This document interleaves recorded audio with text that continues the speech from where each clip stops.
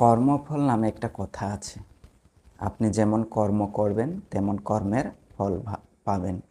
সুতরাং আপনি যুগ যুগ ধরে দেখে আসুন বা ইতিহাস পড়ে আসুন, ইতিহাস পাল্টে যায় বা ইতিহাস পরিবর্তন হয়।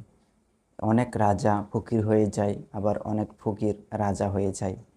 অনেক ধন সম্পদের মালিক সে এই ধারে ধারে গিয়ে ভিক্ষা করে, আবার অনেক ধারে ধারে ভিক্ষা করা ব্যক্তি অনেক ধন সম্পদের মালিক হয়ে যায়। এটা হচ্ছে একটা কর্মের নির্মম পরিহাস। এই কর্মকে আমরা কেউ খণ্ডাতে পারি না। সুতরাং আপনি যদি কর্মের কারণে ভালো স্থানে গিয়ে থাকেন, ভালো স্থান পান, তাহলে সেই কর্মকে কিভাবে আরও সুন্দর করা যায়, সুন্দরভাবে পরিপাটিভাবে একটা সুন্দর পরিবেশ সৃষ্টি করা যায়, সেটা যদি চিন্তা না করেন বা আপনি যদি ক্ষমতার বা আপনার